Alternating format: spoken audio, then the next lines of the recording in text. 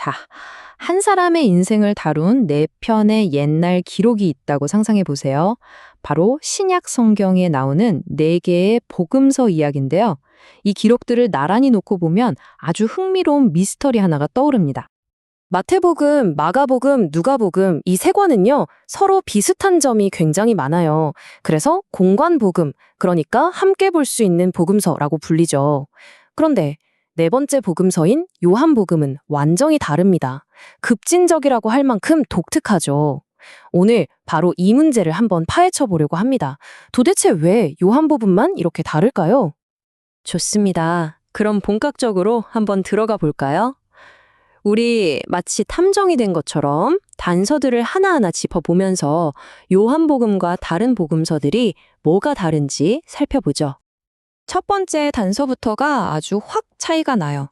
바로 예수님이 활동하신 기간, 즉 타임라인인데요. 공관복음을 보면 예수님의 공생애가 대략 1년 정도로 그려져요. 6월절이라는 큰 명절이 한 번만 나오거든요. 그런데 요한복음에서는요, 최소 3번의 6월절이 등장합니다. 이걸 토대로 계산하면 사역 기간이 약 3년으로 늘어나죠.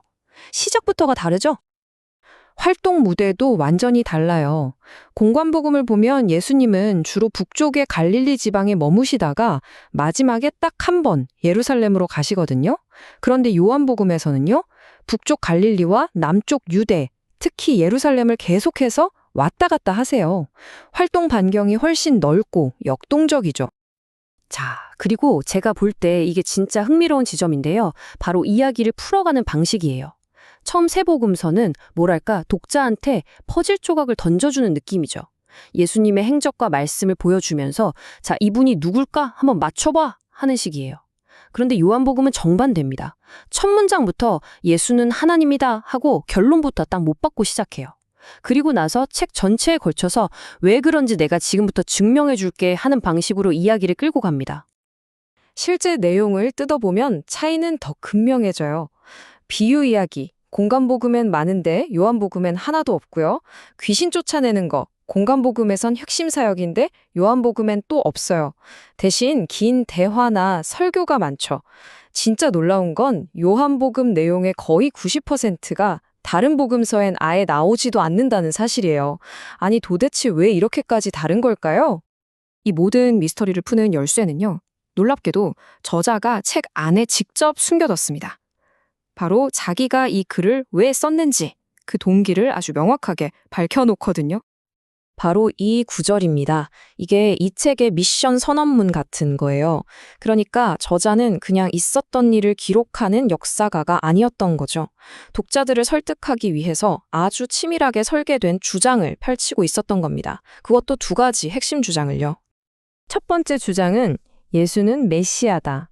이건 다른 복음서에서도 중요하게 다루는 내용이죠. 그런데 요한복음이 진짜 파격적인 건 바로 이 두 번째 주장 때문입니다. 예수는 하나님의 아들이다. 이제 그냥 아들이라는 뜻이 아니라 신적인 존재, 하나님과 동등하다는 정말 어마어마한 주장이거든요. 그렇다면 요한은 어떻게 이 엄청난 주장을 증명하려고 했을까요? 이제부터 그 방법을 한번 따라가 보죠. 그는 책 전체를 통해서 예수를 사람의 몸을 입은 하나님이라는 하나의 거대한 추상화로 그려내고 있어요. 시작부터가 아주 강렬합니다. 첫 문장에서 이키나리 예수를 말씀, 즉 로고스라고 부르는데요.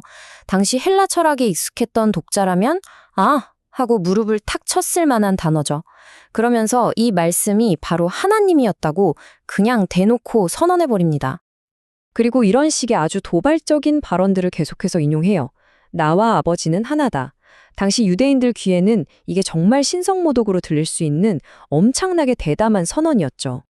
그리고 또 하나의 아주 기가 막힌 장치가 바로 이 나는 무엇이다 라는 선언들이에요. 나는 생명의 빵이다. 나는 세상의 빛이다. 이런 식으로 7번이나 반복되는데요.